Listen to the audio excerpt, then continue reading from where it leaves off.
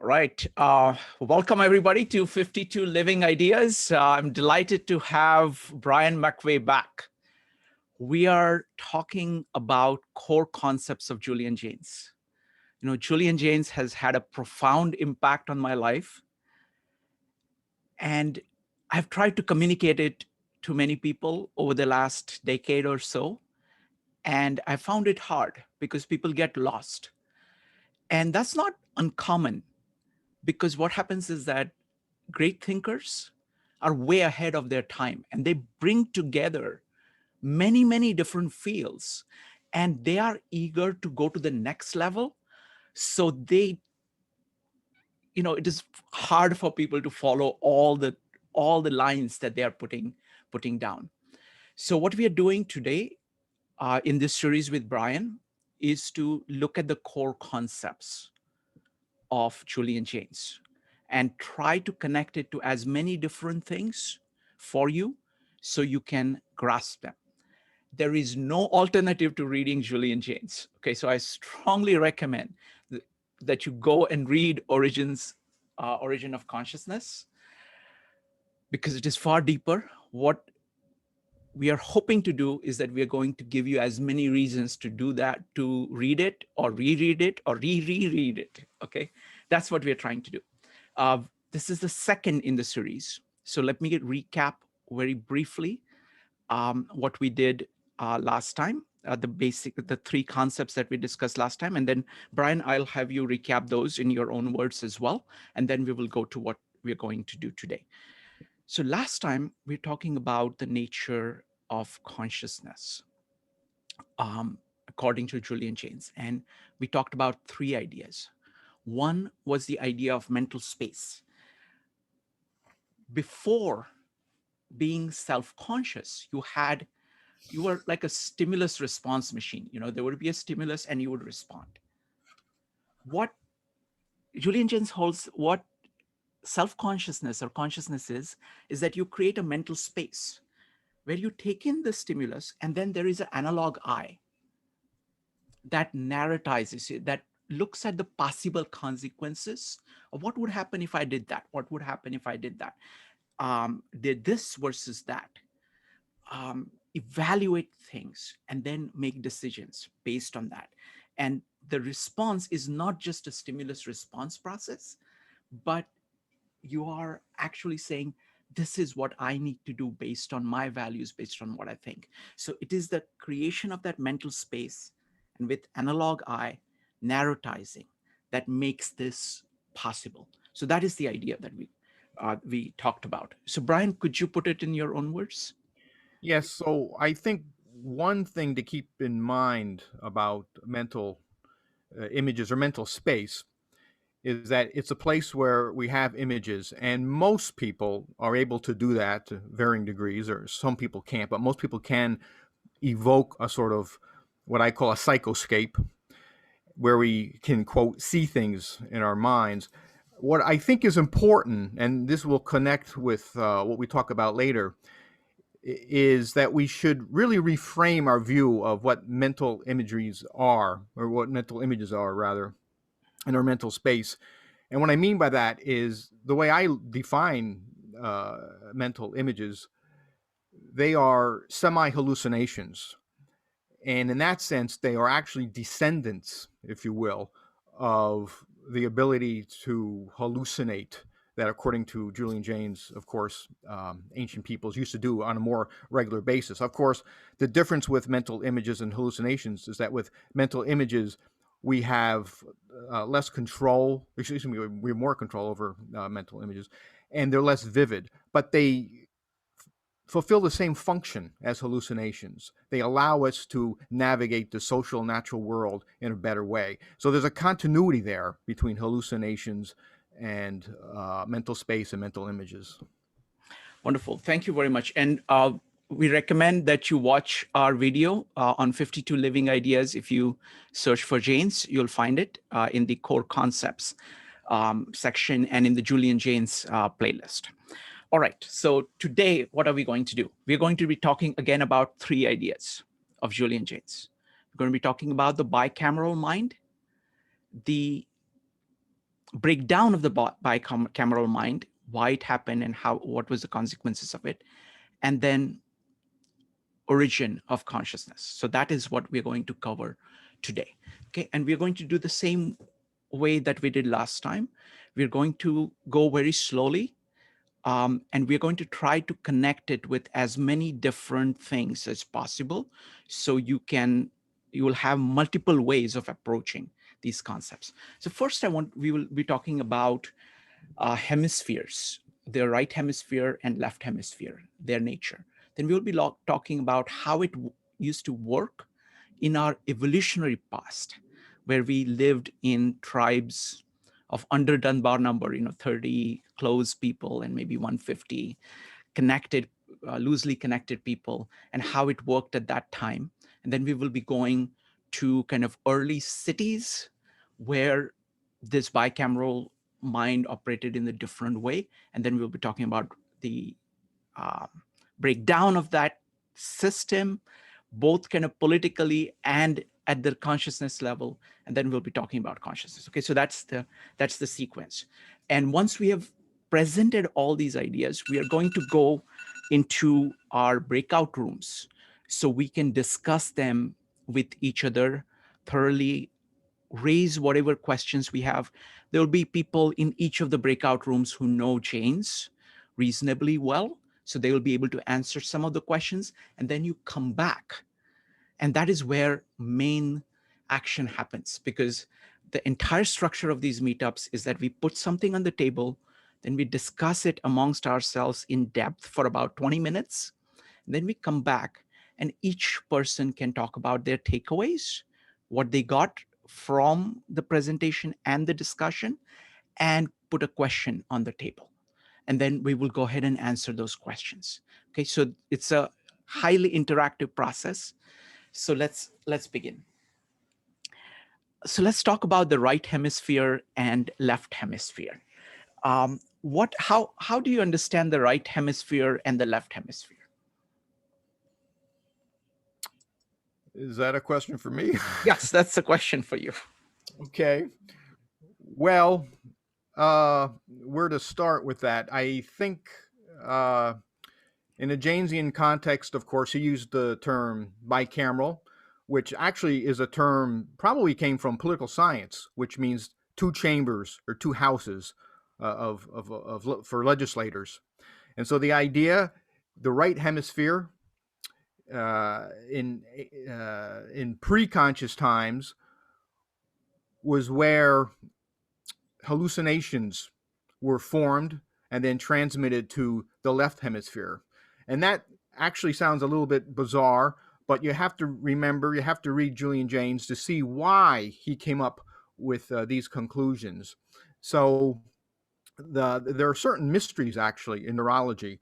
One mystery is, why is it that our the linguistic regions of the brain for most people are encased on the left side, specifically Broca and Wernicke, whereas on the right side, the corresponding areas seem to have a very diminished role in the production of language. So something's going on there. And this is something, of course, that led Jaynes to formulate his theory of the bicameral mind.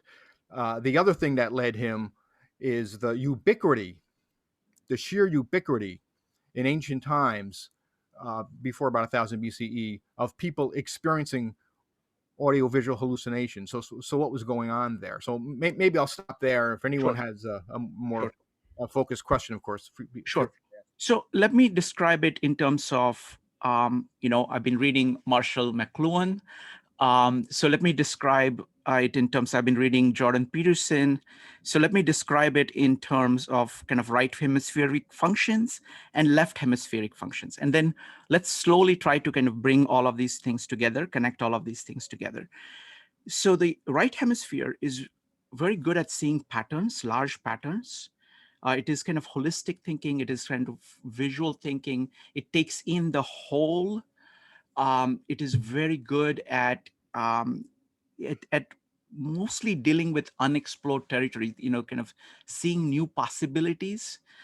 Whereas the left hemisphere is focused on activation of behavior, focused on word processing. It is linear thinking, as opposed to kind of parallel thinking on the right hemisphere. It is very good at detail, whereas the right hemisphere is better at overall patterns. It is focused on kind of fine motor action. So it's kind of the do part um, of the brain. If you want to say the man and the god, or saying the vision part of what is the large vision is kind of coming from the right hemisphere. And this is what you need to do now. This is what you need to do is coming from the left. Now, when we look at the evolutionary stage, I mean, I want to talk about our evolutionary context. And this is a very important point, that you, in order to understand human beings, you always have to go back to evolution, because that gives you the starting point. In evolutionary context, we lived with this group of 30 people whom we all knew since we were born. They were more or less fixed. We had relations with them. We actually lived with them in a small geographical area. Even when we moved together as hunter-gatherers, we were all surrounded by these people. Okay, there was a hierarchy. There was the leader, and all of that was all around you. Now, our brains are very, very good at taking all of this in and responding. We are social beings. We operate very well like that. And what would happen is that it's kind of at a very basic level, it is like monkey see, monkey do. You have, we have a large brain with tremendous imitative capability. And that is what we were able to use very effectively to do a whole complex set of things at that stage. So that was what the existence was like.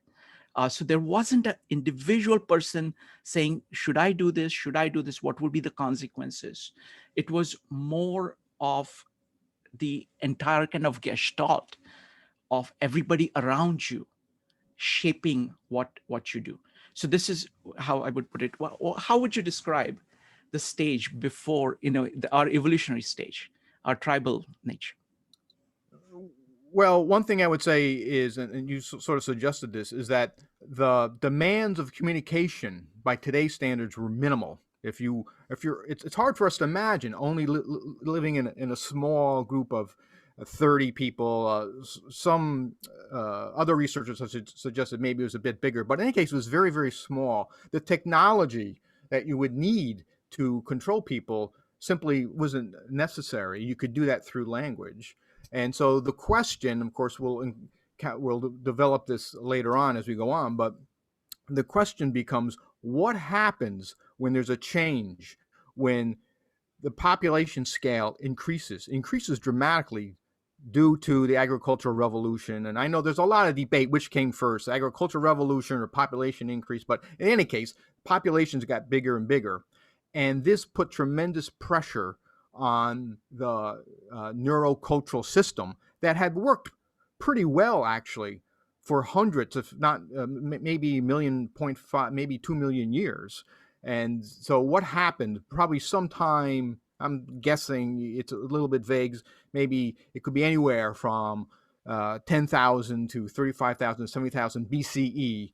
What happened when different changes uh, resulted in people having to develop different communication systems? And of course, the new communication system called the Bicameral Mind probably did not emerge until around 10,000 BCE. Some of this is speculative, but in any case, just to delineate the broad parameters of what we're talking about. Wonderful, wonderful. So folks, imagine like you're living in a group. A lot of the communication is visual and auditory. It's acoustic and visual. So you're seeing all people most of the time, and you're hearing them because you are in actual proximity and you are immersed in this medium. Okay, that's what the situation is. Now, as Brian is saying, when the scale of civilization increases, consider even a city like Çatalhöyük in Turkey, or Sumer Take small cities, what we would consider now small cities of 5,000 people. Suddenly you are in a situation where everybody does not know everybody. The same mechanisms which kept peace within 30 people, which were essentially family relations and back and forth kind of reciprocal relations between this small group of people, those don't work anymore to keep peace amongst 5,000 people. Because previously, when a small tribe came across another tribe, there would be warfare. Whereas here, there has to be a way for these 5,000 people to cooperate, to work together, and there has to be some kind of a mechanism that makes it possible. And that's what Brian is talking about. That there is a new mechanism, a new way of doing things that arises. So, Brian, so what is it? What happened? Well, I think one way to look at this is probably, and this is a very simplistic, sketchy way to put it, but when you're in a small group of 30, maybe 60 people, the people who are in charge of you often are going to be relatives, probably your parents. But what happened over a course of several centuries, your parents became gods. And the idea is after they would pass away, this cultural belief developed that they were still with you in the form of voices, that you were still hearing your parents slash God slash ancestors. And, it's quite amazing to me when you stop and think about it, how important ancestor worship has been in human history. Of course, many parts of the world, they still practice ancestor worship. So again, there's a lot of continuities here that if you step back and look at the whole picture, add up and make a lot of sense. But in any case, as I was saying, the idea is that your parents now become gods. They are the ones who you are going to be taking instructions from.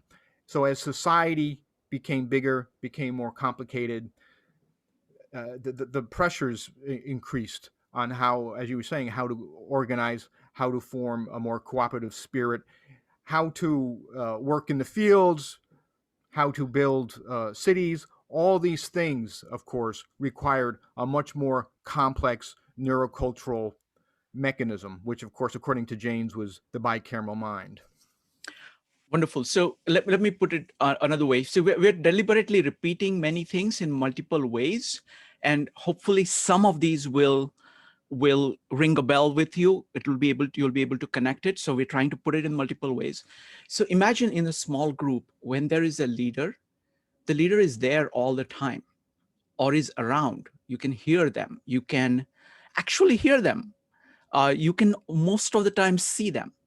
In a city of 5,000, the leader is not, you don't see them most of the times. You don't hear them most of the times.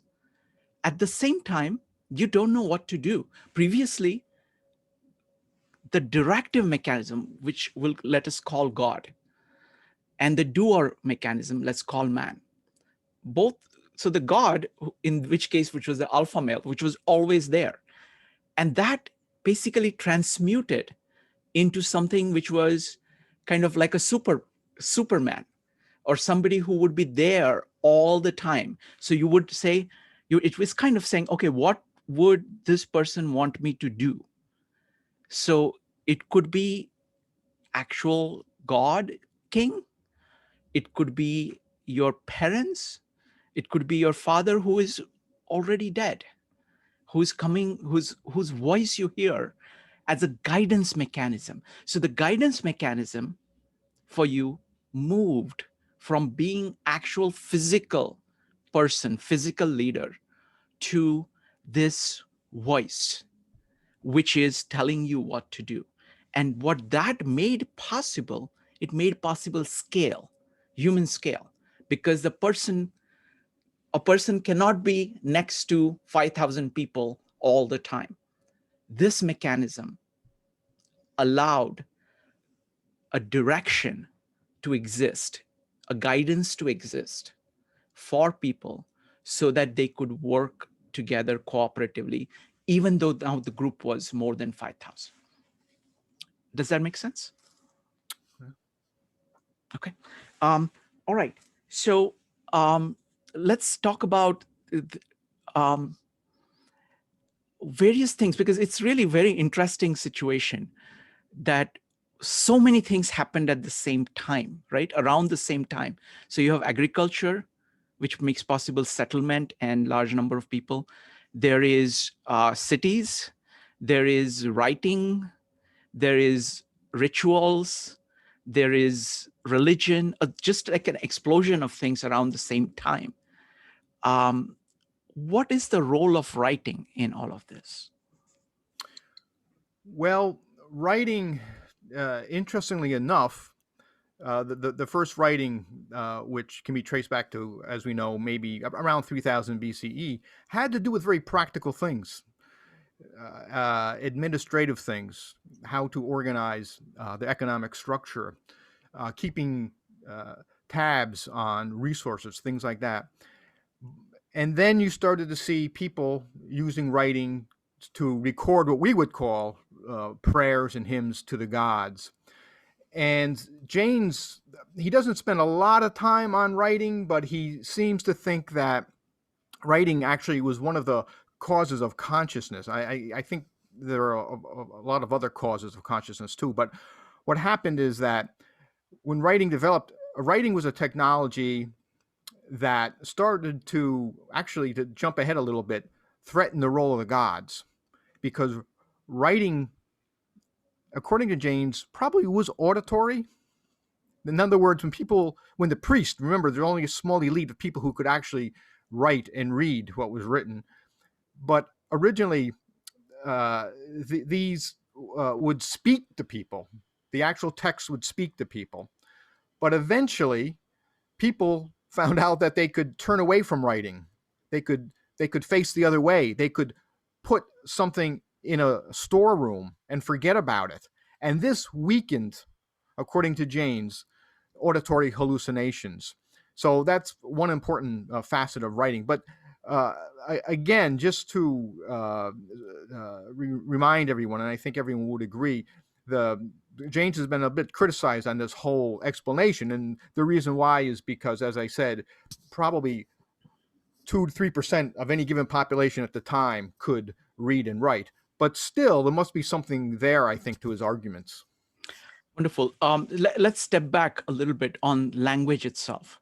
So, when you're running a city of 5,000 people, the kind of instructions you need to give people for them to do things are far more complex. So, was there a difference between the language of the people when we were in the group of 30 to 60 versus the language of people in the group of 5,000? Well, um, of course, when you say difference in language, there's many ways to divide that up, I suppose. But one difference, of course, would have to do with just vocabulary. The number of words, I'm assuming, would have increased dramatically, and that somehow this would have changed mentality. I mean, if you're living in a small hunter-gathering group, you don't have to have a sophisticated language about the gods, about the pantheon. You don't have to have a very sophisticated language, and this is very important, about your thoughts, feelings, and emotions. That would all come later. And actually, now let me point out that they get back to writing a little bit. Something that, again, this is a bit debatable, but it's clear to me. If you look at texts in ancient civilizations before about 1000 BCE, their writing was not, for lack of a better term, psychological in the way we would understand it. They did have a very limited list of what we can call mental words, but there was very, very little attention given to what we would call the interior mind, or what we would call, what I like to call the psychoscape. So we have to ask why, for almost 2,000 years, people did not seem to have a big interest in what was going on in terms of motivation and purpose and describing their psychological landscape.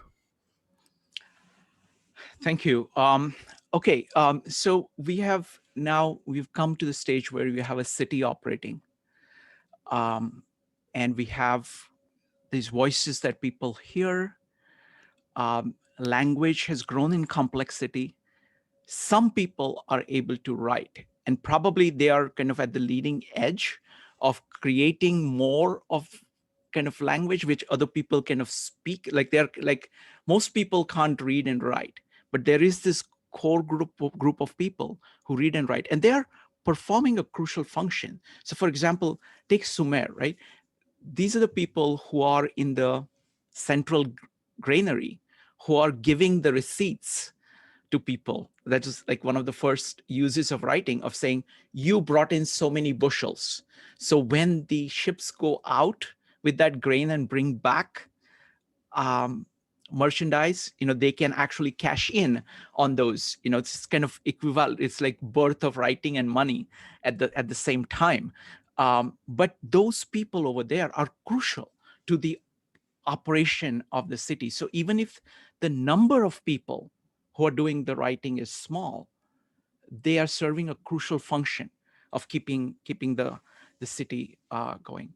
And I think the point that you made, that James makes about that writing frees you from the voice, uh, is a very crucial point, and we'll come back. We'll come back to that, because what it does is that it makes the writing external. It makes what is going on in your head, it externalizes it, so you can look at it outside of yourself. You're not dependent on hearing a voice at a certain point of time. You have put the voice down, and you can go to it at any point of time. You can incorporate that back in by your own will. So it is a huge point. So we'll keep coming back to this over time. So what happened next? How did this system fall apart? Let's go to now the breakdown of the bicameral mind. What happened socially? Well, so the bicameral mind was fairly efficient as a type of neurocultural mechanism for social management, but it was inherently fragile. Mm-hmm. And as populations became larger, you had more migration, which meant that people were starting to bump into other cultures where the gods from other cultures did not speak their language or did not speak their customs. That put a lot more stress on the bicameral neurocultural arrangement. I'm sure there were some environmental pressures. So basically, the bicameral mind just could not handle increasing social complexity and environmental stressors. And so now we're probably up to around the 12th century BCE. And it was around that time when I'm sure many of you know one of the most catastrophic events in human history occurred, the late Bronze Age collapse. And we're not really certain of what happened. We have a lot of descriptions. We know a lot of the causes behind the late Bronze Age collapse, but we're not sure of how they all fit together. But the way I view it is that this was a time when societies figured out that the bicameral, if we can anthropomorphize societies that way, societies figured out that the voices of the gods were just inadequate, and a new type of mentality was needed. Human cognition had to be upgraded, and of course that's what Jaynes called consciousness, and that's where all the confusion comes in because people assume Jaynes means thinking, learning, cognition. Let's focus a little bit more on the breakdown, so people get the idea of breakdown. So it sets the stage for us to talk about what comes out of it. So let me elaborate it again. We are going over the same thing in multiple ways. See what happens. Imagine like a traditional culture where everybody in the group, everybody is doing whatever the traditions of the society are. Take a small tribe, they're doing whatever everybody else, and they're just kind of following whatever is supposed to be done. Okay, and everything is working fine as long as the environment is stable.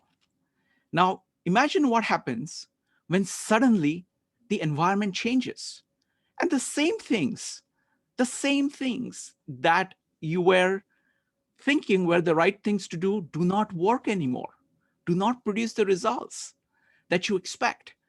And you and life is becomes becomes difficult, it becomes hard, it becomes disappointing, nothing is working. Okay, so basically this is the situation that we're talking about.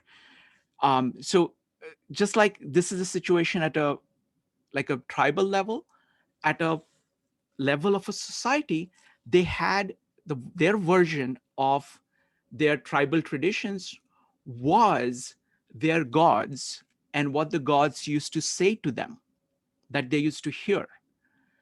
Now, in the past, when things were, the societies were stable, if they did whatever the gods told them to do, or um, what their king appeared to say to them, what their ancestors appeared to say to them, if they did that, then they would actually succeed in living because it was kind of fine-tuned for that. Now, suddenly these empires are collapsing. So even when they hear those voices, whatever they're asking them to do doesn't work. So you have, Jaynes in his book describes kind of the feeling of it. He says, my God has forsaken me and disappeared. My goddess has failed me and keeps a distance. The good angel who walked beside me has departed. Now, imagine this mind. Okay, imagine that you have no basis now of figuring out what to do. You have never tried to figure out what you should do because you just listened to these voices and did whatever they said. And suddenly that has stopped working. I mean, it is a catastrophe for you. Okay. And that is the situation that we are in, that existentially, our life is in danger. Everything that we are counting on is no longer working. Okay. And this is, we're talking about, starvation and death and enemies killing you, all kinds of stuff like that happening. And at the consciousness level, whatever certainty you had in following a voice, that certainty is gone. That is the state. That is the result of the breakdown of the bicameral mind. So that's where we start of saying, now what happens? Go ahead, Brian. So how did people cope with this? Well, probably a lot of people were actually able to get by, even though the voices of the gods were becoming muddled and confused. The reason why is because so much behavior back then, and by the way, is still true today, is based on scripts that we follow. We have the illusion that we're conscious all the time, when in fact we're not conscious throughout whole portions of the day. And that's because we don't need consciousness. And back then, of course, pre-conscious people got by because they followed rituals and routines. Everything was very prescribed for them. But as you were saying, I mean, eventually this sort of just simply didn't work. And one thing I would point out is this is all a matter of communication. And we all know what it's like to work in an organization and get conflicting messages from different supervisors, or to be a little more intimate within a family. If your father's telling you to do one thing, but your mother's telling you to do something else. And there are instances of this. This has been recorded in ancient text. And of course, that's going to lead to a lot of confusion. And this is when people started to question the gods. Because remember, another startling fact that ancient historians don't seem to be as impressed with as I am is that before about 1000 BCE, nobody questioned the existence of the gods. There was no skepticism. There was no philosophical debate about whether the gods actually existed or not. That would come later. So that just shows us how important theocracies were at this time. Yeah, absolutely. I mean, and that was their lifeline. That was the only thing that was giving them guidance for for all their life, and that's what they depended on. And now suddenly it is gone. So, but in this process of setting up these civilizations of 5,000 people plus, they had developed something, and that was language. It was it was a complex way of actually communicating to people what they needed to do. Now, for most people during this time, the entire process, the function of language was they were passive. They were listening to saying, okay, this is what I need to do. But it was a very complex mechanism to be able to deal with life. So what uh, I mean, the way I see it is that now suddenly you were at the recipient end of this tool, and now suddenly the thing that was guiding you is gone. So the natural question that arises is, what should I do? And the only thing that you have is this tool of language. So what happened next, Brian, in terms of uh, how did this language, which was serving one kind of a function for these bicameral mind, how did it start serving some other function? Well, the word I would use is that the language became more psychologized. In other words, there was at first a slow but eventually a very rapid introduction of mental words, things that describe emotions, thoughts, motivation, purpose, intention, things that we mistakenly assume all people all times have had, but that's not what the historical linguistic record says. And Jaynes, not to get too detailed, but Jaynes in his book actually discusses, I think we talked about this last time, a four-phase evolution of language that reflects and creates consciousness. Because remember, language is a type of perception. So if you change language, you begin to change the way you perceive yourself and the way you perceive the world. And so, and there's nothing very abstract or vague about this. I mean, we do have glossaries, we do have lists of words from the ancient world that we can look at and study and try to see how did language itself change? How did it become more mentalized or more psychologized? And once it became more psychologized, then there was a massive upgrading in human cognition that led to consciousness. Wonderful. So let me put it the way I think about it. See, what we have during the bicameral period are stories. These are stories of God, stories that you are the recipient of.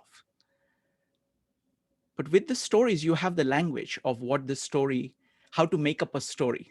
Okay, you're not making up a story yet, but you are a recipient of stories. Remember what we talked about last time about mental space. Okay, so essentially, the way I see it is that what happened is that people were taking in stories, they were consumer of stories, which they were using to direct their lives. Suddenly, the stories that they were consuming stopped working for them, but they had the means of the story because they were listening to the story. They had the language. So what they had to do is that they created what is called the mental space and created the story. Okay, what should I do? So there was now an analog I, and you would have to make up a story yourself. And you would have to make up a story. If I did this, what would happen? If I did that, what would happen? And you, the story, instead of just listening to a story, now you are actually making a story for yourself within your own mind, projecting it. Now that actually gives you a tremendous power. It allows you to direct your life. It allows you to be conscious of things. You're saying now you can look at things that are happening outside, which are now unfamiliar. You see, the world has changed. It's a new world. And you're taking that in, you're connecting it to stories. I'm sure initially it was just kind of minor modification. They would say, oh, this goddess who used to advise me has gone over there and is no longer in reach. Therefore, I'm having a problem. So I need to somehow get, so they, the crucial thing is that they started working with the stories.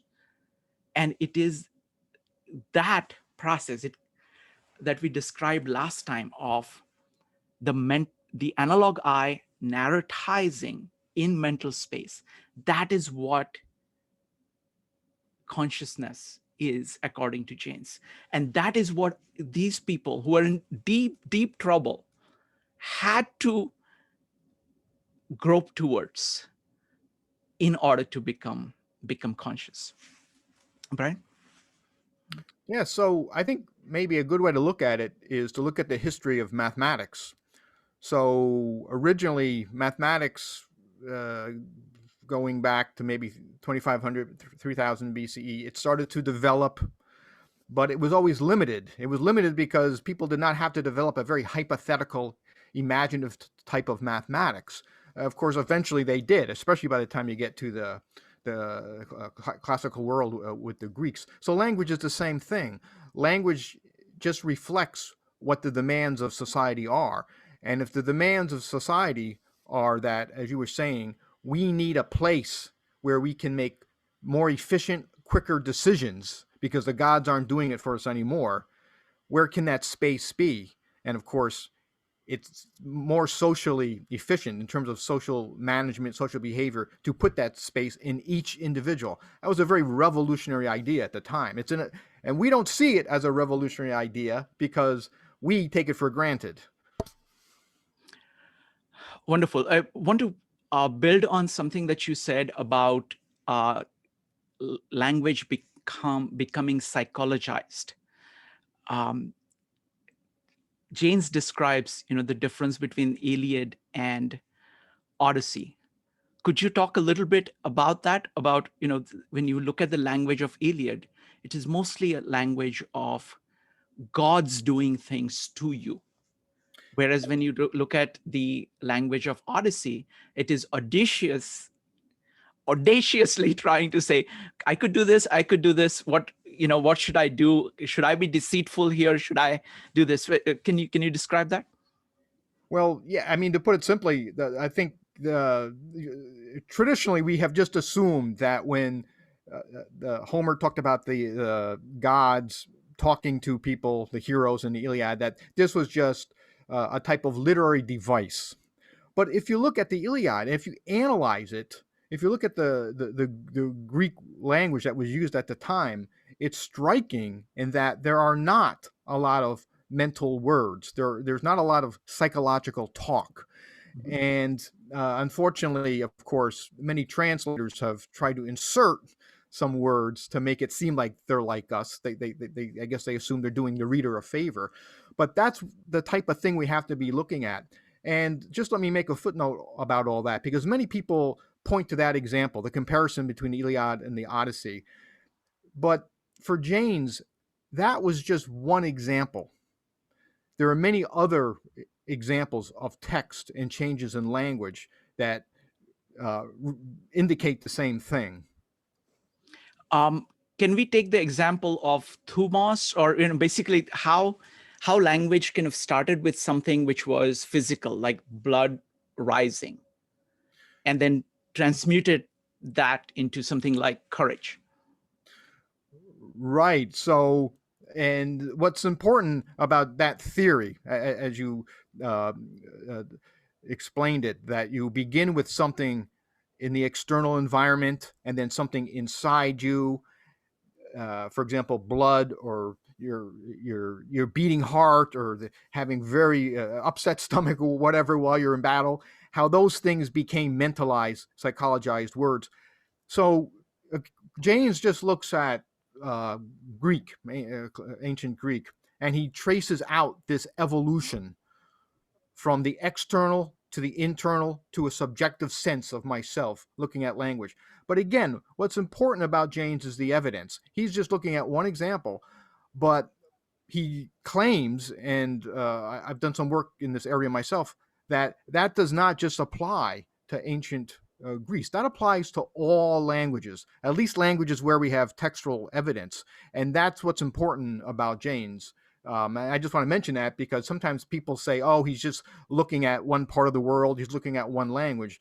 And that really isn't true. If he can be applied throughout the world and you come up with the same startling uh, research results. Wonderful, wonderful. Let's see if we have to. What do you think? Okay, I want to approach it in a slightly different way because I want to go through it from the developmental perspective. Okay, I want to talk about. I always like to do this syntopical kind of work that we always do at these meetups because we study many things and we want to see kind of parallels between that.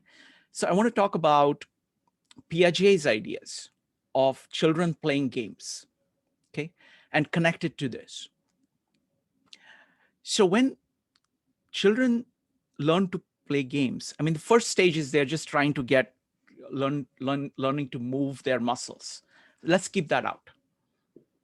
When they start to learn games, they do that imitatively. They're watching other kids and they're doing some things. And they're actually able to play the game by imitation. Our capacity of imitation is amazing, amazing. And you can see that in these kids. Okay. At that stage, if you ask them, what are you doing? They will not be able to answer you. They have no words for it, but they are able to play. Okay. So this is kind of almost at our evolutionary stage that's analogous to that. Then they start to master language a little bit and they're able to describe to you what they are doing and what the rules are. Okay. That is kind of at the bicameral level where they're taking in the rules from things that they are taking in, but they are able to give words to that.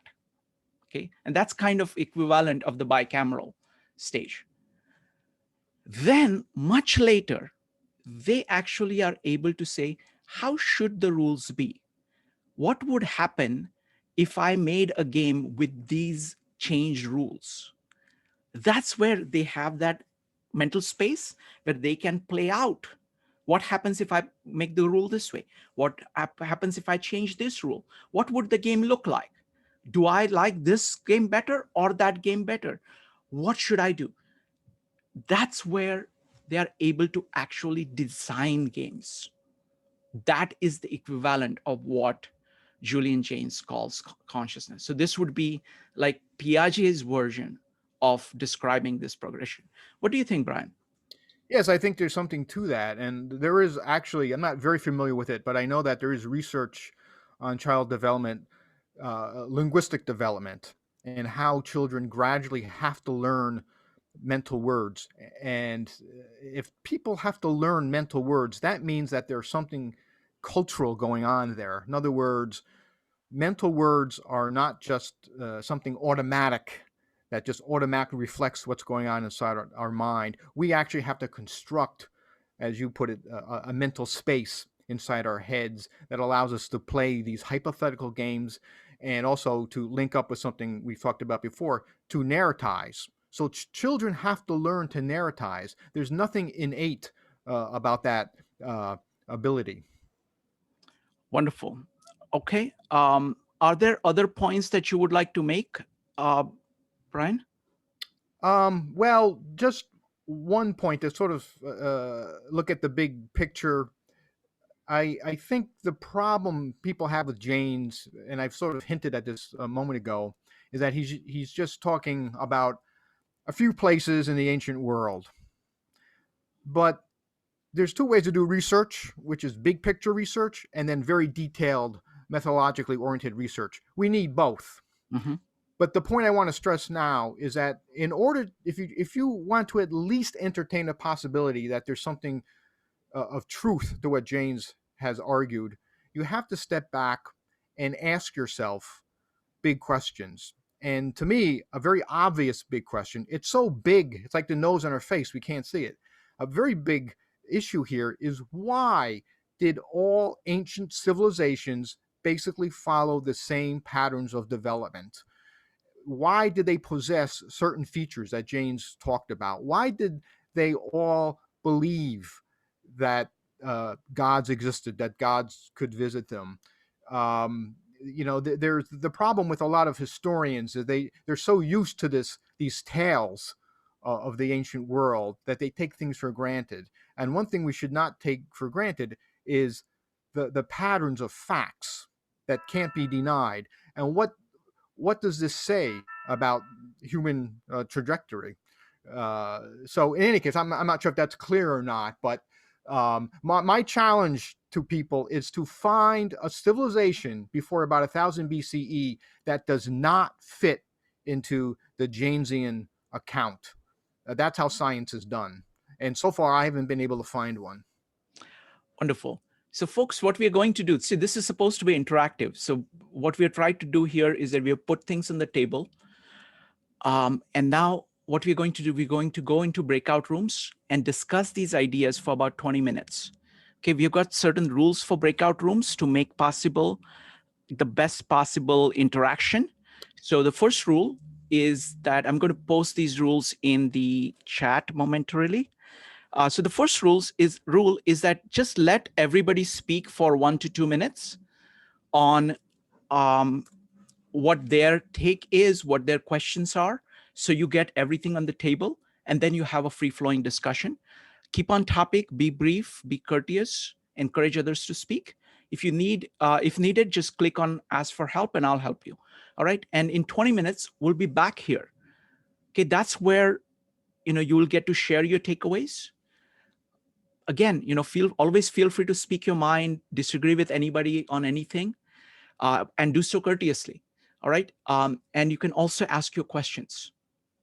Once you've done that, Brian and I will respond to questions as you ask them and your takeaways as you give them. And everybody will have a chance to do that. All right. So I'm starting the breakout rooms now. Welcome back, folks. Welcome back. All right. So it's time now for takeaways and questions. So you can talk about either just your takeaway or just your question, or both takeaways and questions. Okay, we have 4 rules that have worked very well for us for the past 5 years. Rule number 1, type exclamation mark in chat if you want to speak, or you can raise your hand in Zoom. Rule number 2, keep on topic. Rule number 3, be brief. Rule number 4, speak your mind. Feel free to disagree with anybody on anything and do so courteously. All right, so let's get started. David, you're first. Go ahead. Okay, great. Yeah, thanks, Shrikant, and thanks for this incredible discussion that we had. This great presentation. I mean, the one thing that I mentioned during the breakout room, and I wanted to get some feedback here, a couple of things. I mean, one was a really amazing interview between Jordan Peterson and Ian McGilchrist at Oxford, who's a great psychiatrist there, about the brain, and related to what Shrikant, you said at the very beginning, where I forget which side it was, but that one half of the brain, at least in their discussion, was about the predictive, that this is what, maybe like, oh, you hear a noise. Okay, the one part of the brain is thinking about what could that noise mean? Oh, it's a broken pipe, or it's the cat, it's whatever. And the other is sort of the correction part of it, and how that related into Jaynes' bicameral mind. Another thing I won't is about the hippocampus, where the hippocampus is very much related to episodic memory in human beings, and we seem to be using that for positive feedback, and for to create a story for our lives, and that a lot of, let's say, rumination is what's possibly resorting of memories in the hippocampus. There are a lot of stories there. So but the hippocampus is very, very old, and human beings, modern human beings, Homo sapiens, 100,000 years or more, 200,000. So the concept of a story seems to be in human beings, or in the mind, seems to be quite old, and just how that fits in that relating to what human beings necessarily need to be taught. I mean, or at least was sort of implied in the interview at the beginning of this discussion. need to be taught about stories. There seems to be sort of fundamental to human beings is that we want to have a story. Now, related to Jaynes and having, different parts of the mind creating future stories for us, I mean, that's a different aspect, but stories seem to be sort of fundamental to the human beings, right, and to the, at least in the structure of the brain. Thank you, David. So I'm going to address the first part, and then I will have Brian respond to maybe the second part or both. So I'm familiar how Jordan Peterson thinks about this. So the right brain is the one that is looking at patterns and kind of doing pattern matching. So it is saying, okay, maybe it is also one that is focused on kind of seeing possibilities. It could be this, it could be that. It's the left brain, which is, your critical faculty, your deliberative faculty, which is checking all of that. So that's the division. Now, what happens is that in the bicameral mind, it's just, you're seeing a pattern which is familiar, and that is just acting without any deliberation into going into action. Whereas the consciousness, when you're doing the mental space and analog eye and narrowizing, you are taking in input from both sides, and you are being aggressive on your own insights. You're saying, is this actually true? Is this so? You are doing that corrective mechanism. So this is possible. This is possible. Which do you think is true, and why? So you're doing all of that. It's I used the word simulation last time. So you're really creating a simulation of the world that improves your capacity. And this is not a minor thing. This is a huge deal. This is just like fighter pilots, their lifespans or their effectiveness went through the roof when they incorporated simulation in their training. That's what this mental space and consciousness does. But about stories, let me defer to Brian. Brian, go ahead. Yes, thank you. So yeah, that's very interesting and very important. I think what you said about stories. Well, what I would say is that what's going on there is Homo sapiens. We need meaning.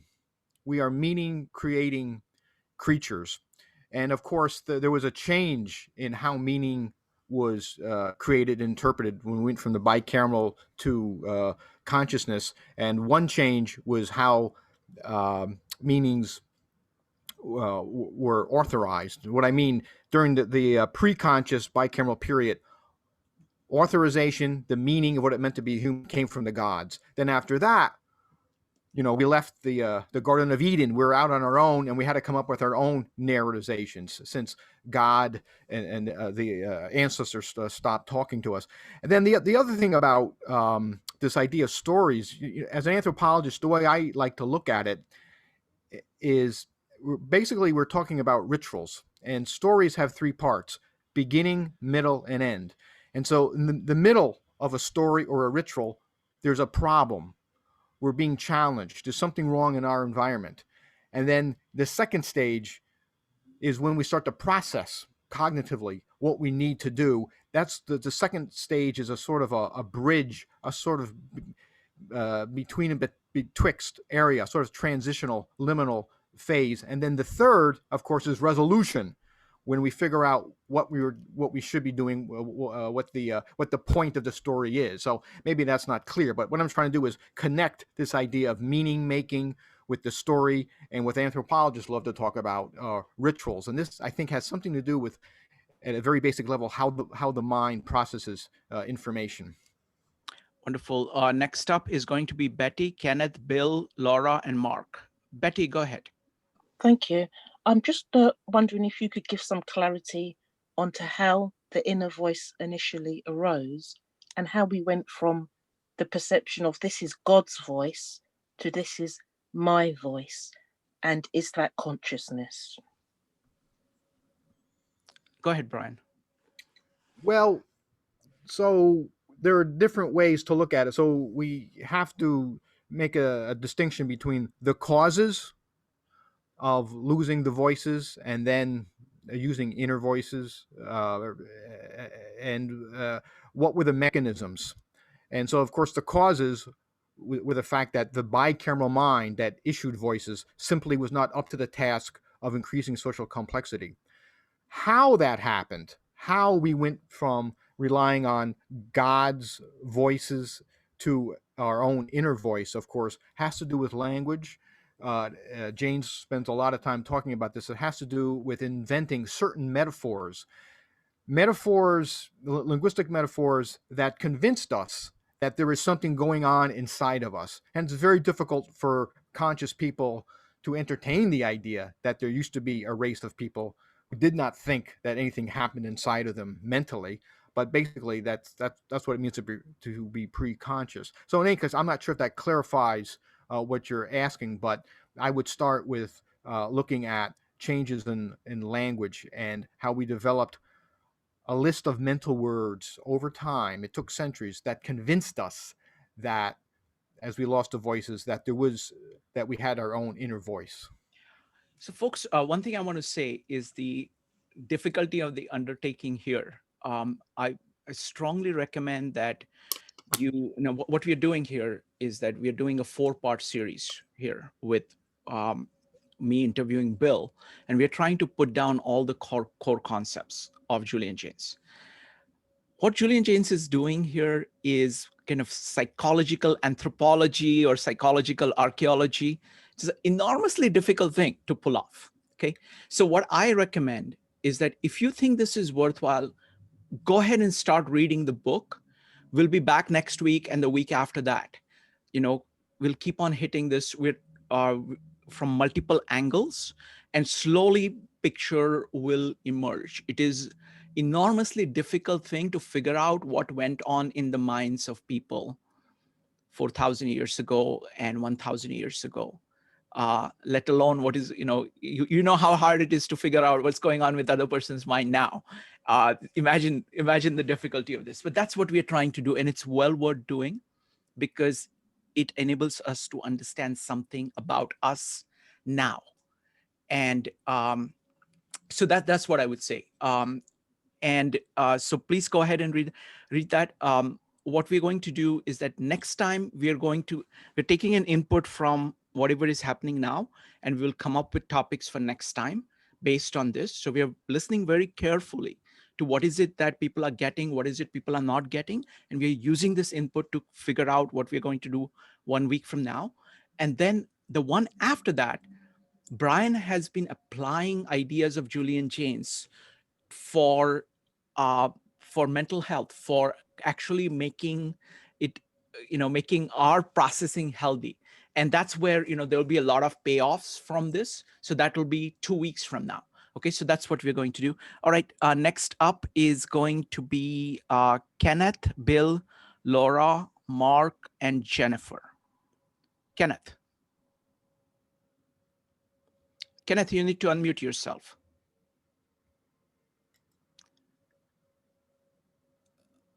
Okay. Thank you. Okay. Go ahead. Yeah, thank you.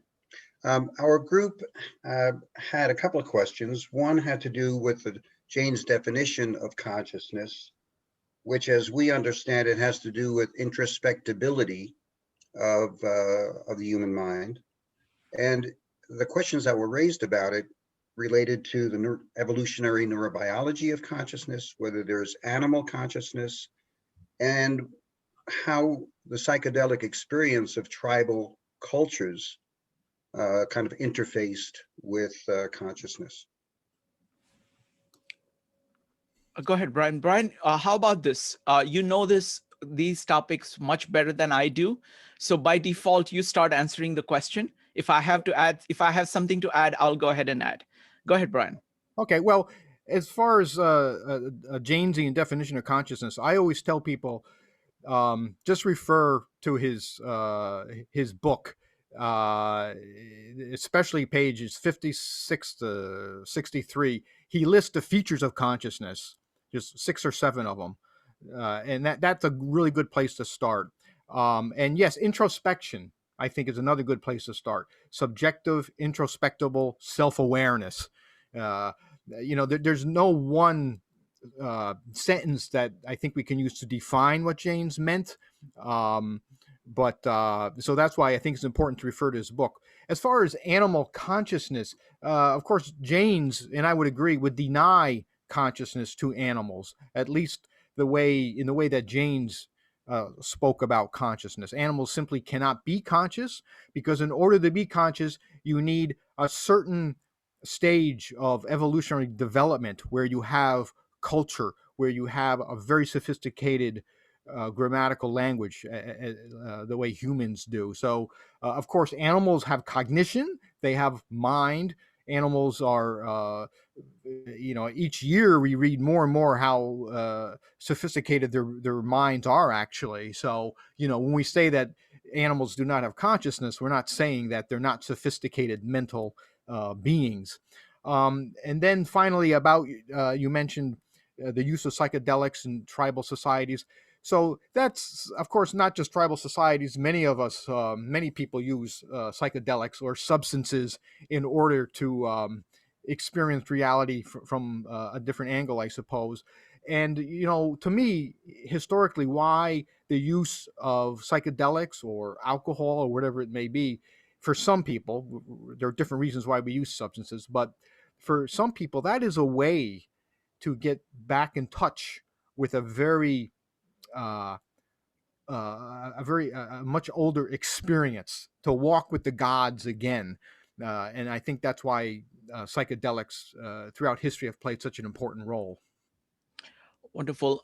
The only thing I would say is that, as we noted last time, the word consciousness is used by so many people to mean so many different things that it is much better to look at, just describe what, um, you know, Jaynes says about consciousness. It's creating of mental space so that you can have analog I self-narrating in that space. That's what Jaynes thinks consciousness is. Next up is going to be Bill, Laura, Mark, and Jennifer. Bill. First, thank you. This is such a pleasure to meet you all and just have these kind of conversations. I want to compliment you, Shrikant, for putting this group together. And I met the guy who started the Julian Jaynes Society. Wow! Now I got to go read all his books. I just want to throw an idea in, a layer to the conversation. We've talked about the bicameral mind. We've talked about the two hemispheres of the brain. If you stop and think about how most of biology works, it's agonist and antagonist. Whether it's our hormonal system or our nervous system, it's a push-pull that's constantly going on. And if you look at where we stand from an evolutionary biology perspective at the apex of the animal species, and there's relevance to this, we evolved as both prey and predator at the same time. That's fairly unique. Most animals are either prey or predator. Not only are we both to this day, in fact, we're prey and predator to each other, right? But we're the only animal who can kill at a distance, right? You add all this up and you think about the kind of consciousness you need to survive as both prey and predator, and you need two things. One, you need a narrow spotlight of attention. I am tracking something that I've got to hit, and I'm hitting it from a distance, and I got to eat. And if I don't kill it, I'm going to die. And on the other hand, it's like, what the heck is that rustle in the bushes? If that's a tiger, I'm going to be dead. So that's your broad spotlight. So our brain is actually organized in these pieces of like, what is that? Look around. And the other side's going, nah, it's nothing. Don't worry about it. Pay attention. You're going to miss the rabbit, right? This has enormous impact on how our brains work. I'll stop there, but it's also my theory of why smoking pot is so much fun. But we'll come back to that later.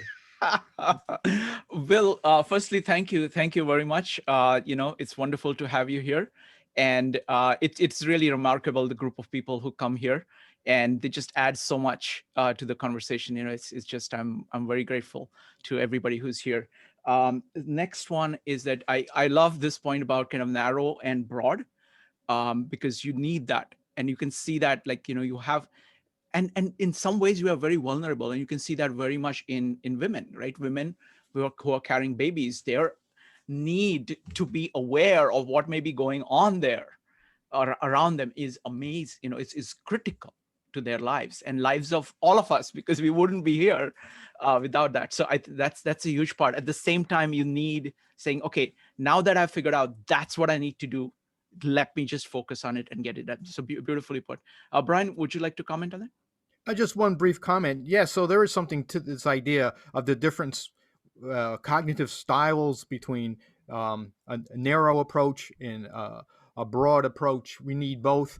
And I think that that is reflected, of course, in the two hemispheres. So with the right hemisphere, of course, that would take a broad approach, to the environment. The right hemisphere would be involved with long-term planning on how to ambush the prey, for example. And narrow, of course, is the domain of the left hemisphere. So there may be some resonance there with the way our neuroanatomy has been arranged. Wonderful. Laura, you're next. Laura, you need to unmute.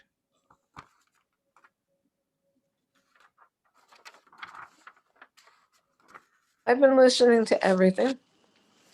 And then I look at myself and I know that my right hemisphere of my brain has been damaged. And so how do I function in all of this if a part of this is broken?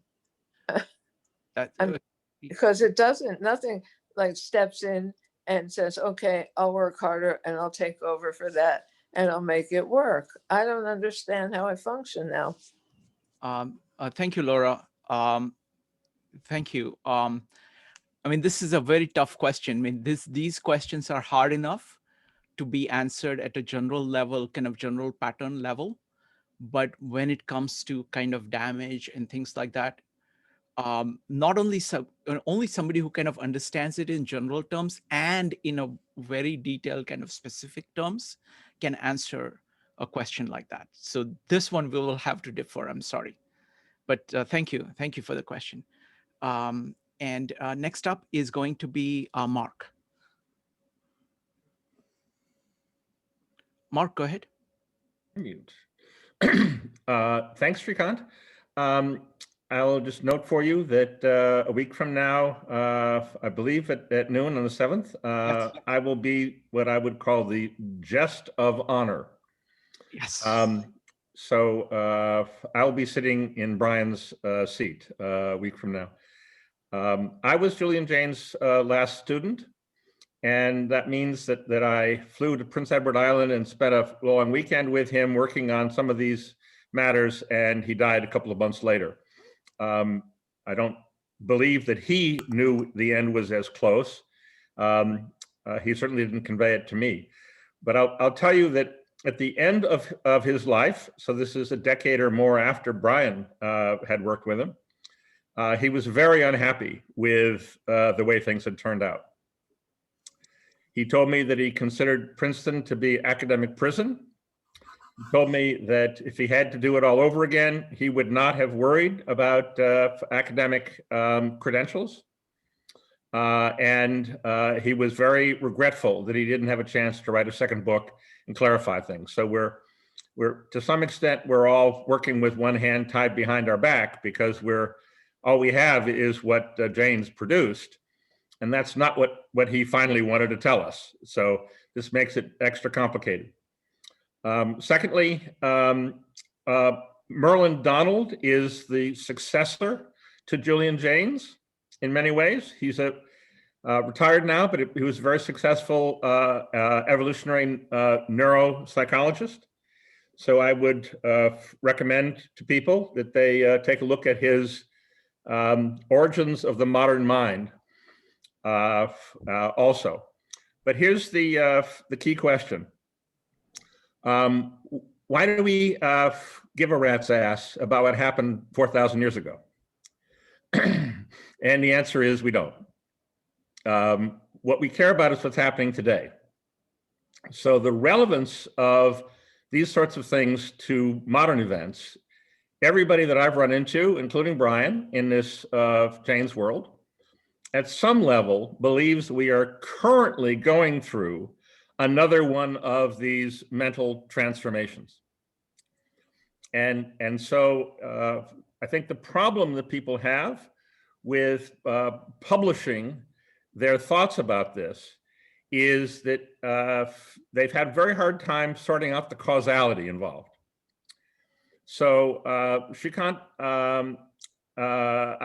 I think you may have mentioned this. I believe Brian did also.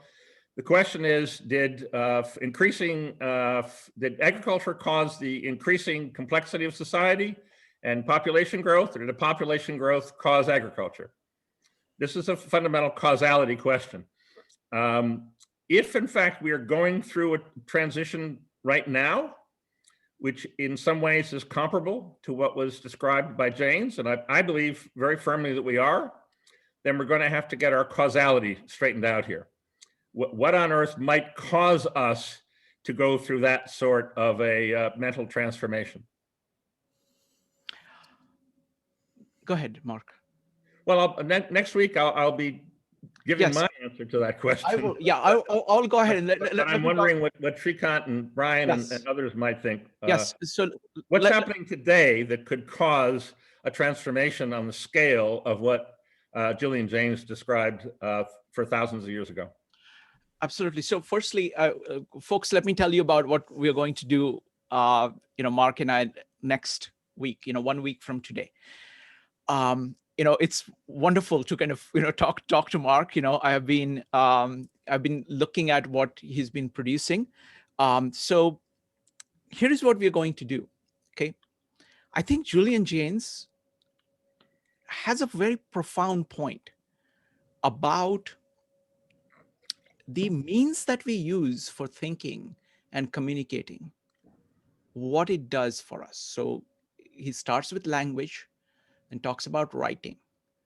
Then there are people like Marshall McLuhan who have extended it to saying, okay, what did printing press do? And what kind of culture and way of thinking it produced? What happened when TV came? How was the way of interaction? There is a dramatic difference. And Marshall McLuhan does a fantastic job. And folks, with computers, digital, and internet, we are at a completely different level because the amount of communication, whichever way you measure it, the number of people involved, the extent to which we spend time with this, okay, what it does for you, all of that, the amount of information that is available, the way we consume it, whether we read, whether we watch, whether we interact in Zoom, what is this doing? What is this medium doing for us? And what is the potential, both positive, negative, whichever way, and what is it doing to our brains, right? So what we're going to do is we're going to start with Julian Jaynes, look at Marshall McLuhan, and then try to look into the future. Okay, neither Julian Jaynes nor Marshall McLuhan. McLuhan is later, he kind of looked at things that are not really later, but he kind of focused more on today and what it does. But Mark has looked a little bit further and is trying to look, he and his organization, Center for the Study of Digital Life, is trying to look even further. And so we're going to look further. But in order to do that, we have to go look back, because what has happened is that the entity we are talking about is human being. And what has happened is that the way in which people, most people in academia, or even most people, look at human beings in the last, say, 20 years or even 100 years, it's much more narrow. It's a very odd way of looking at human beings. So we have to kind of relook at human beings and saying, okay, what are the faculties of human beings? Map that out and then apply Julian Jaynes. And in order to map that out, we're going to have to go back. We're going to be looking at Aristotle. We're going to be looking at Aquinas. So we're going to be looking at, Carl Jung maybe. So we're going to look back at that. And then we're going to look at Julian Jaynes. We're going to look at Marshall McLuhan. And then on that, we're going to actually start the conversation. So it's going to be a really interesting conversation, folks. Okay, so don't miss it. All right, so that's my take. Brian. Yeah, so maybe I'll just be very brief, because I'm looking forward to hear what Mark has to say about all this. But one thing I would say, in general, I agree that right now we are undergoing some huge transformation. But the thing is, human history is just about transformation, really. But there are certain periods in human history when things start to speed up for a variety of reasons. And I think beginning around the 17th century or so, things started to speed up. Certainly by the 19th century, because of technology, the first industrial revolution, the second industrial revolution in the late 19th century, and now we're going through all types of explosions in knowledge and technological innovations. And I guess what I'm trying to say is the question, what will become of us? Where are we going? It's so difficult to answer right now because we're living in the midst of it. Exactly. I mean, it is very difficult to answer. At the same time, it is critical. And even if we get a little piece of the answer, that helps us a lot. So I think it's a very difficult enterprise, but it is well worth doing. I mean, the whole purpose of looking back is to look forward. So absolutely. Next up is going to be Jennifer, Govert, Dave, and Jeff. Jennifer. So hey, y'all just took my my point away. I playing off of, let's see, who was it that mentioned practical application, psychological perspective? But yeah, I say now what? And so is this evolution at a societal level versus an individual evolution? And then I was kind of thinking about where that line is between species and evolution. At what point in time does a hatching theropod come out of the shell and say, "Oh boy, I'm a chicken"? You know, when does that happen? What is the do you suddenly all of a sudden wake up and realize that oh hey, I've got consciousness? How does that happen? And then again, I also were kind of toying with the ideas of punctuated evolution. This, you know, there's a long period where things are roughly the same, and then all of a sudden something happens and you've got major change. So those are just kind of my thoughts. And one of the other things that I brought up during the discussion group was the idea of some avian brains develop, the eyes have different functions. One eye will be more outward facing in the world, as the other one is more introspective, looking for food. The other one is looking for predators. So I don't know how that would relate to the bicamerality of the mind. That's just kind of I'm just kind of thinking out loud. Okay, thank you. Thank you, Jennifer. Brian, would you like to respond to anything? Just a couple of quick comments. Yes, so your last point was about lateralization. I'm not a biologist, but my understanding is that many animals have lateralization, not just with bodily parts, but also with their neurological apparatus. And especially by the time, especially with mammals and primates, you find a lot of neurological lateralization. And actually, I think Jaynes is continuing that tradition, if you will, at looking at how different parts of the body or different parts of the brain develop in order to handle the environment in a more efficient manner. And then to get back to the first thing you were talking about concerning punctuated evolution and the relationship between individual and society. So I think it's, the way I look at it is, we can talk about a baseline level of consciousness that everyone has in the world today. However, at the individual level, there's a lot of variation. And so, for example, some people are very good with mental imagery. Some people can't do it at all. Some people are very good with narratization. Some people are good with other features of consciousness that Jaynes talked about. And so there's a lot of variety there in terms of individual consciousness. Thank you, Jennifer. Thank you, Brian. Folks, let me remind you what the meetups, the other two meetups coming up today. They're incredible meetups. We've got at 2:30. We've got, I forget her name, Dr. somebody. She's going to be talking about the Red Book of Carl Jung and comparing it to the Red Book of Tolkien. And that's essentially about how can you use kind of visual ways of capturing deep ideas. And she's going to compare these two thinkers on that. That's going to be at 2:30. At 5 o'clock, we've got a very special presentation. Randolph Ness is going to be here. He, along with the great George C. Williams, who was one of my favorite evolutionary biologists, started the field of evolutionary medicine about 25 years ago with the book Why We Get Sick.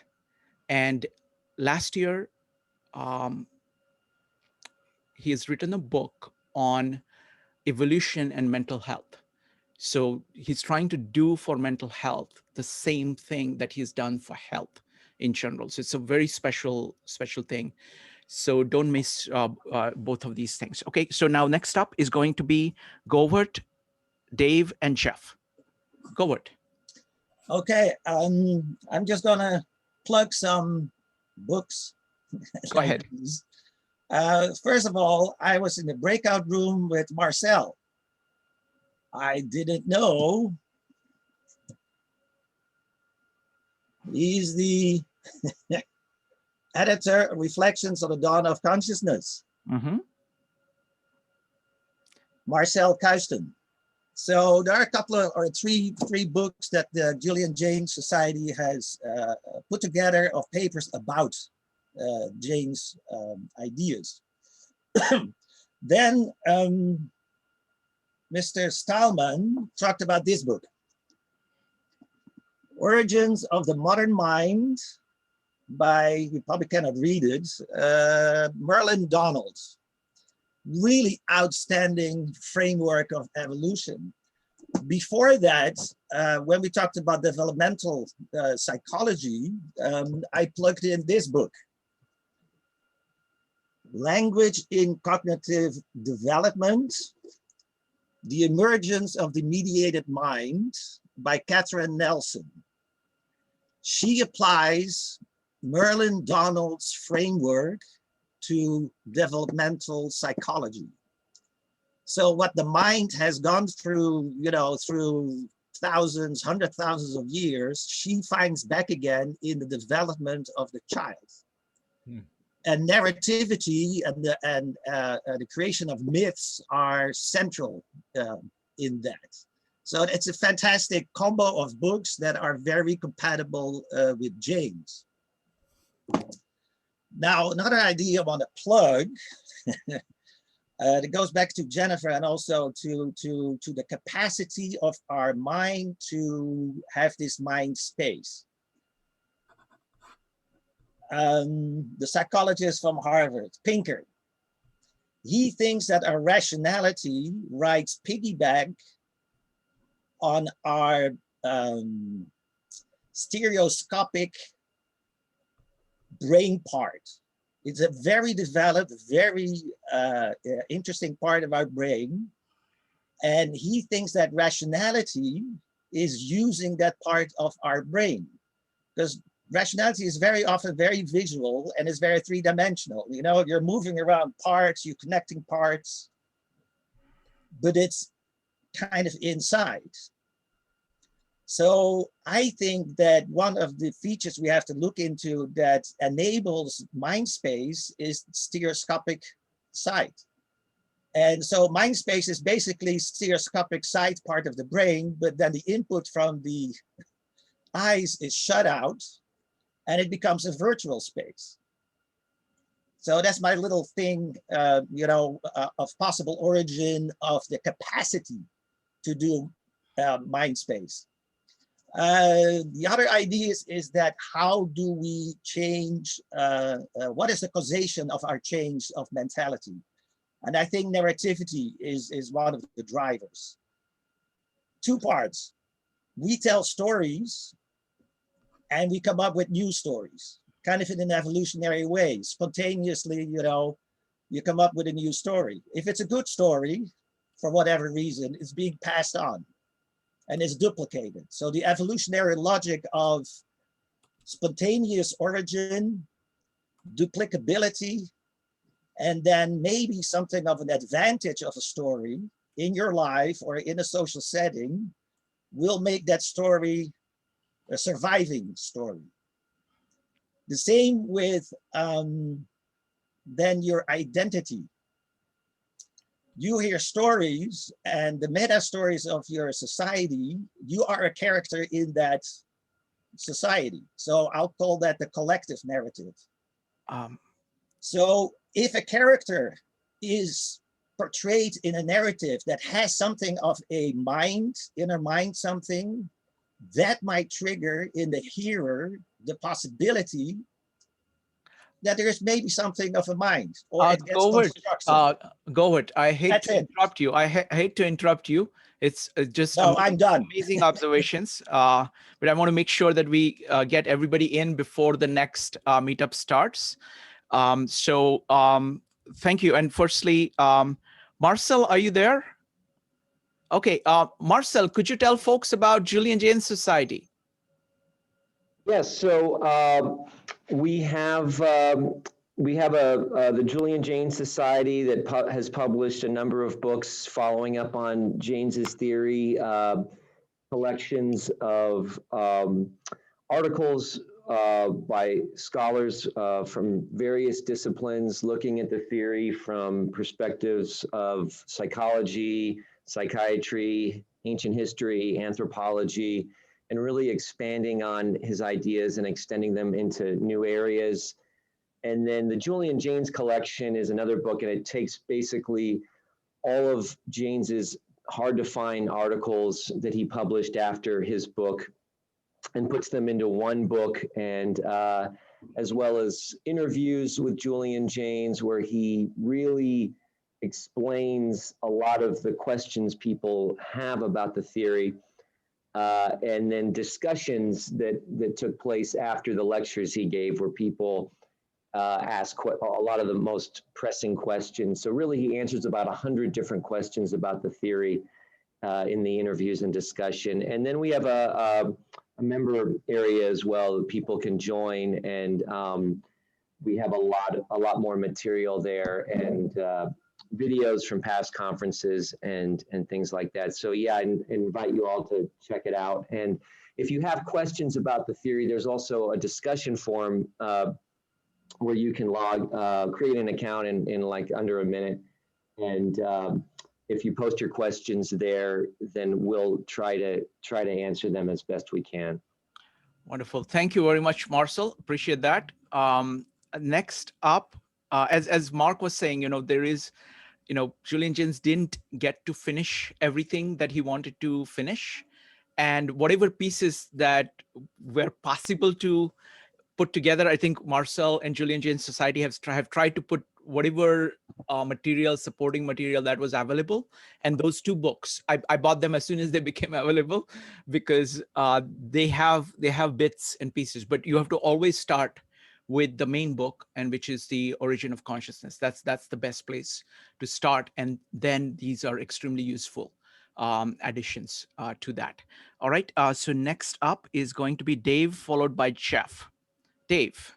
Yeah, thanks, Shrikant. And thanks very much, Brian, for a great presentation. And I just want to think a little bit about the evolution of language. I'm a little older, so I'm going to go back to my days as a hunter-gatherer.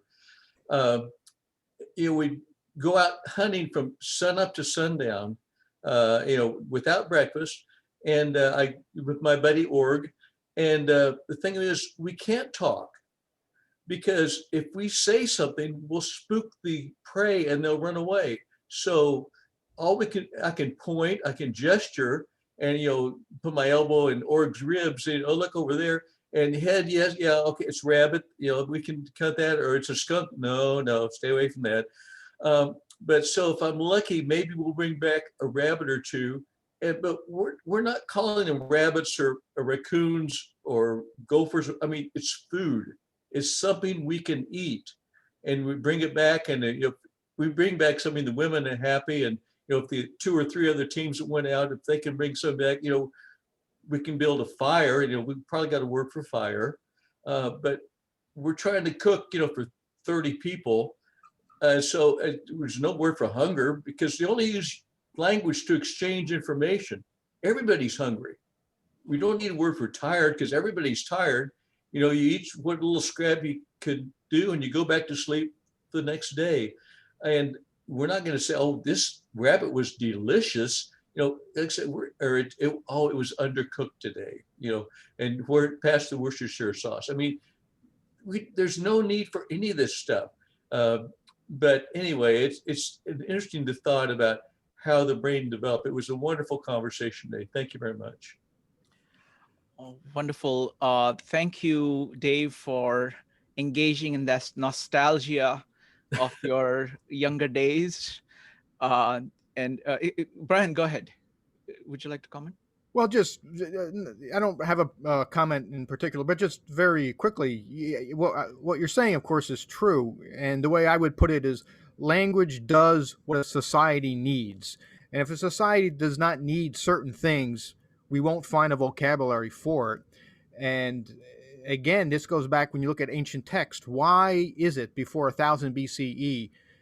The information we have, did ancient languages have a very, very restricted psychological lexicon, very few mental words, and it's because people were not conscious and people did not need those words. And what we're going to do next time on this series is, next one is going to be on Saturday. So next Saturday at 12 o'clock, I'll go ahead and, I'm going to discuss this with Brian, and I'll announce the topics based on this discussion and what remains. And the week after that, we are going to go ahead and talk about how do you apply Julian Jaynes' ideas in your own life for your own, improving your mental health and happiness. How do you do that? So that's what is coming about Julian Jaynes. Next Sunday, 1 week from now, Mark will be here. And we'll be talking about looking at the world today. How do you apply these ideas to the world today? All right. So that's what is coming up. So Brian, this was fantastic. Fantastic. I think we're doing something where we are able to communicate these complex ideas to a few people. I mean, there is no substitute for folks. There is no substitute for you guys actually going and reading Julian Jaynes. Okay, but because the richness of that is like about 100 times more than what we can put together. But hopefully what we are doing is that we are giving you a map to navigate these ideas. And we will continue to do that next time. All right. Thank you very much, folks. See you next time. Bye. Thank you, everybody.